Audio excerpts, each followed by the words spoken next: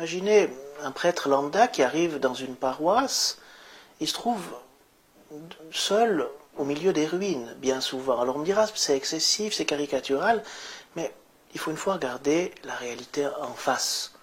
C'est ça. Qu'est-ce qui se passe? Peu de personnes au catéchisme, des têtes grises, des églises dans un pas trop bon état, hein, ça dépend les régions et les pays, et puis une surcharge de travail, de messes, de ministères. Ils mènent une vie de fonctionnaire, finalement, toujours en train de préparer quelque chose, de courir d'un endroit à l'autre, et il semble qu'ils voient peu de résultats. Et puis une grande solitude, finalement, là au milieu. Hein.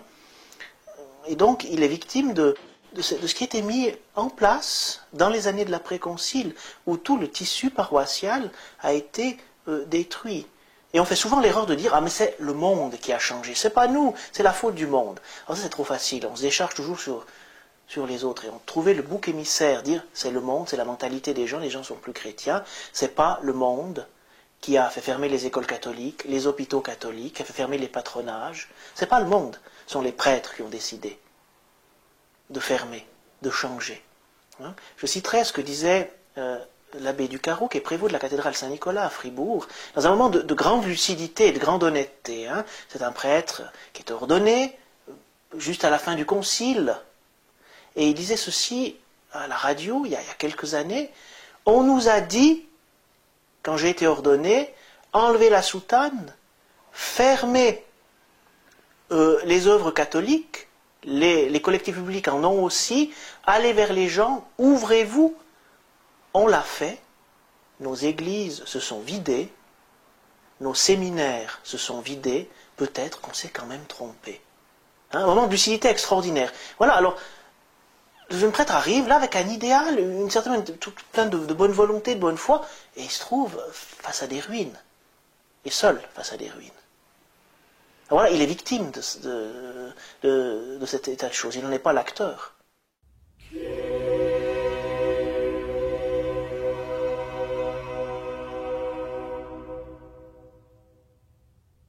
Sur le papier, il faut donner satisfaction à Rome qui contrôle quand même les cursus académiques. Après, il faut voir la qualité du cursus académique. Hein. La philosophie, c'est souvent de l'histoire de la philosophie. Quand Rome dit de la philosophie, c'est sous-entendu ce que l'Église a toujours enseigné, la philosophie de saint Thomas, qui apprend à comprendre la théologie. Or, maintenant, on fait de l'histoire de la philosophie ou de la philosophie de la pensée moderne. Hein. Bon. Et donc il n'y a plus l'outil conceptuel, déjà. Ensuite, pour la question du dogme, par exemple, c'est l'histoire du dogme essentiellement, puis un peu de spéculatif, par exemple. Et puis on mettra l'accent, en tout cas dans ce que j'ai pu voir à l'université de Fribourg, sur la pastorale, l'homilétique, la pédagogie religieuse, qui n'ont pas grand-chose à voir dans une formation sacerdotale. Ça s'apprend après sur le terrain concrètement, ou en dehors en fin de cursus.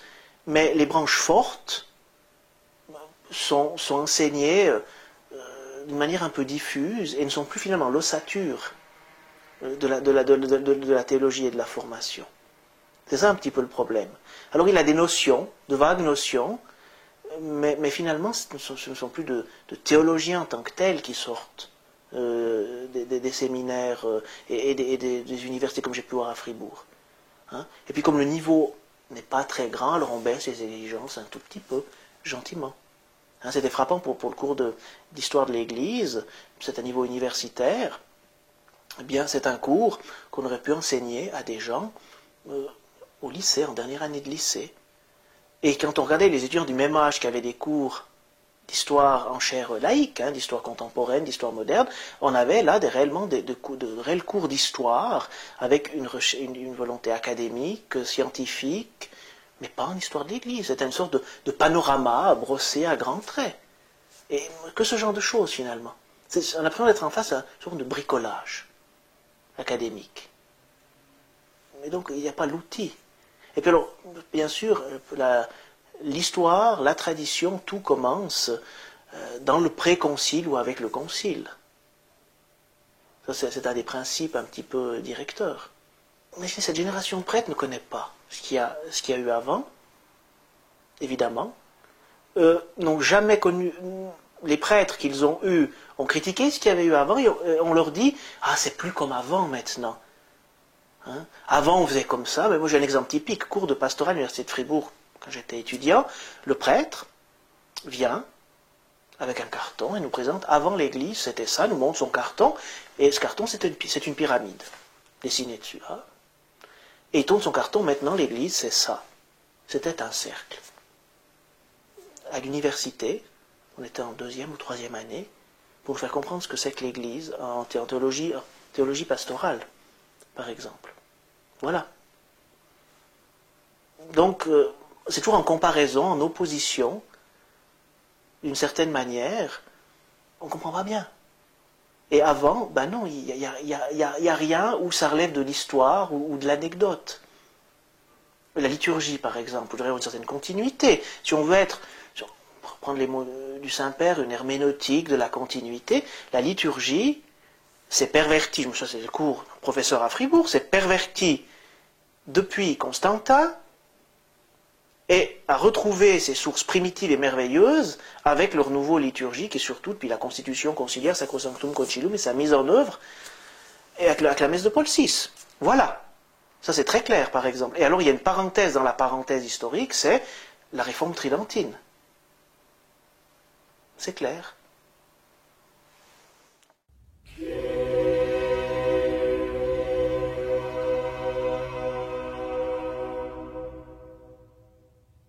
Le prêtre qui fait l'expérience de la tradition de l'Église, de ce qu'a toujours fait l'Église, hein, finalement, il se sent comme prisonnier, parce qu'il est pris en otage entre ses confrères, les fidèles, les assistants pastoraux laïcs, et son évêque.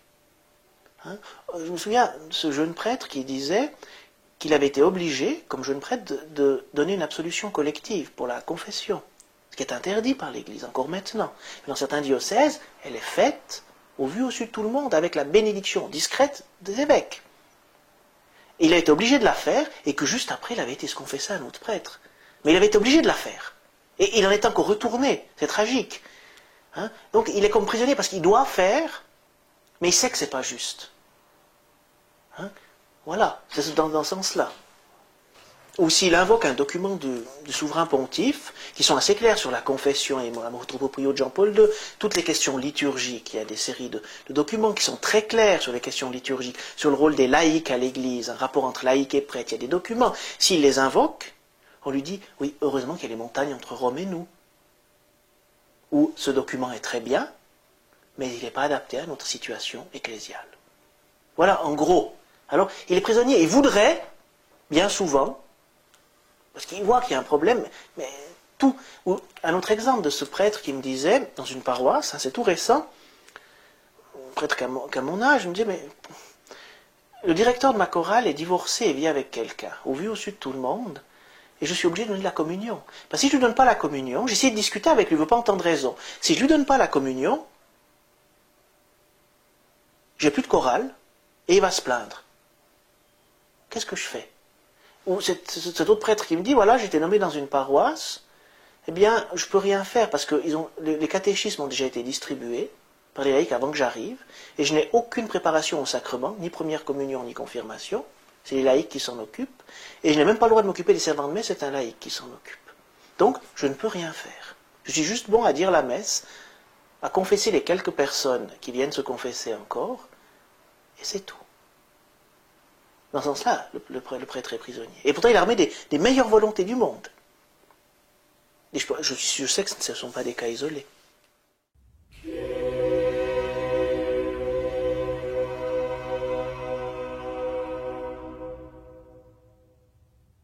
C'est la grande arme. Tout a été bazardé, mais il y a encore une arme, c'est l'obéissance. Ah, les évêques sont des papes dans leur diocèse. Mais c'est une fois ce que je disais à quelqu'un qui m'invoquait devant moi l'obéissance. Je disais simplement, mais écoutez, si vous demandez l'obéissance de vos clercs, vous devez, Monseigneur, vous-même, montrer l'exemple en obéissant au souverain pontife. Sinon, vous ne pouvez pas exiger l'obéissance de vos clercs. La discussion s'est terminée là, du reste. Mais c'est très significatif. Il y a une insistance terrible sur l'obéissance. Alors après, il y a ce qu'on on complexe le prêtre. Ah, je suis désobéissant, je suis un mauvais prêtre, ça ne va pas. Donc, ma foi, mieux vaut se tromper en obéissant que de désobéir et de faire juste. C'est ça, finalement.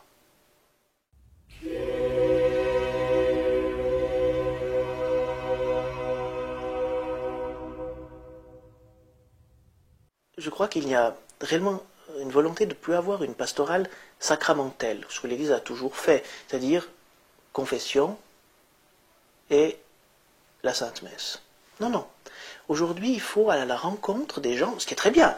Tous les missionnaires l'ont fait dans l'Église, hein, mais pour éveiller en eux ce désir du Christ, susciter une expérience transcendante du spirituel, n'est-ce pas, pour qu'ils eux-mêmes découvrent le Christ comme ça. Bon, d'accord. Alors il ne faut plus être dogmatique, plus imposer de formules, etc., etc., etc. C'est entre autres ce qu'on appelle la pastorale de l'engendrement. Hein. Mais bon, ces pastorales changent chaque année. Enfin, chaque 5 ans, vous avez une nouvelle mode pastorale, on écrit, on fait des symposiums, puis après, quand on voit que ça ne marche pas, on change ou on adapte. Bon, écoutez, de qui se moque-t-on? De qui se moque-t-on? Les gens aujourd'hui, les jeunes, hein, j'ai beaucoup travaillé avec les jeunes, ont soif de la vérité. La vérité, elle a un nom, un visage, c'est pas une théorie, c'est une personne, c'est Jésus-Christ. Et il faut leur donner notre Seigneur Jésus-Christ. Bien sûr, avec beaucoup de tact, de délicatesse, il faut rendre la vérité aimable. Hein, on ne va pas les assommer à coups de catéchisme. On est bien d'accord avec ça.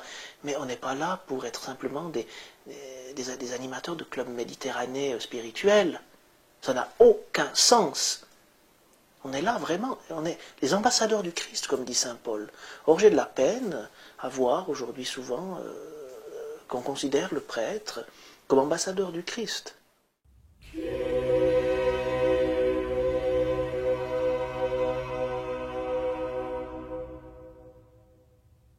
Ce sont des faits que je n'ai moi-même pas expérimentés. J'étais étudiant, et c'est d'autres étudiants qui étaient dans des séminaires qui les ont expérimentés. C'est juste pour illustrer le propos.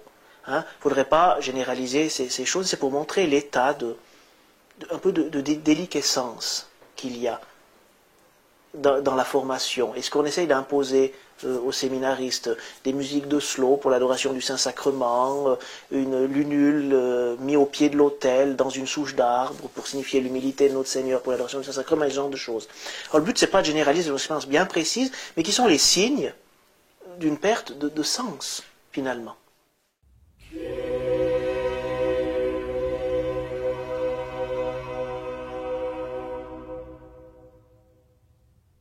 C'est le voleur, c'est une idole.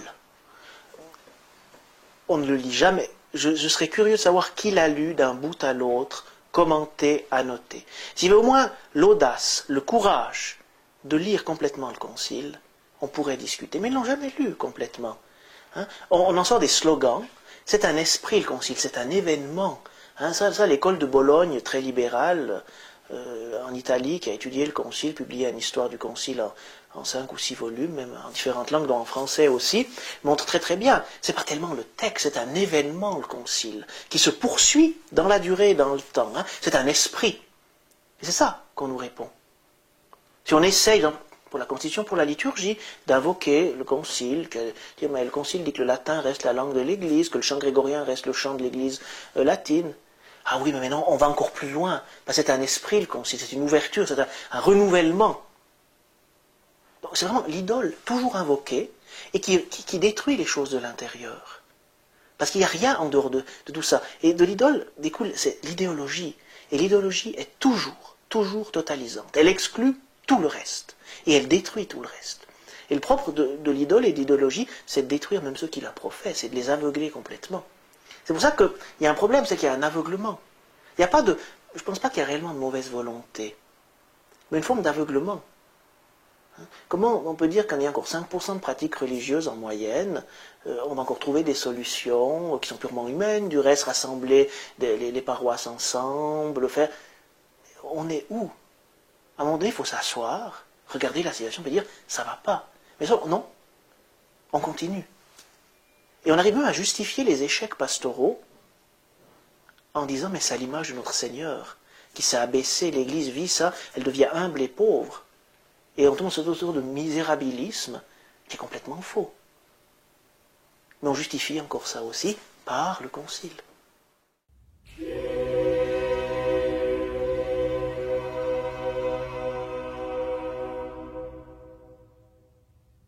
Je crois que c'est le plus grand péché. On peut vous pardonner beaucoup de choses dans l'Église. On vous pardonnera d'avoir une relation amoureuse. On vous pardonnera de ne pas dire la messe tous les jours, de laisser votre bréviaire, de vous moquer des formules de piété éprouvées, de dire des hétérodoxies, pour ne pas dire plus en chair, on vous le pardonnera, parce qu'on est très charitable. Mais on ne vous pardonnera pas une seule chose. Le péché suprême, c'est de regarder vers la tradition, et bien plus encore, c'est de regarder vers la fraternité Saint-Pie X.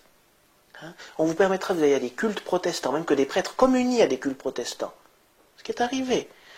Que vous fassiez du dialogue interreligieux avec des bouddhistes, que vous allez faire des retraites zen, on trouvera ça, vous êtes le prêtre le plus ouvert du monde, merveilleux, on vous citera en exemple. Que vous célébriez la Sainte Messe en latin, même pas la messe de Saint-Pie, c'est la messe de Paul en latin, que vous portiez la soutane, c'est suspect. Que vous priez le chapelet et que vous confessez dans un confessionnal, vous êtes suspect d'intégrisme. Alors je s'imaginais, quand vous vous mettez à parler agréablement, avec beaucoup d'amour et d'amitié de Monseigneur Lefebvre, par exemple, et de son œuvre, alors ça c'est impardonnable. Encore une fois, on vous pardonne tout, sauf cela.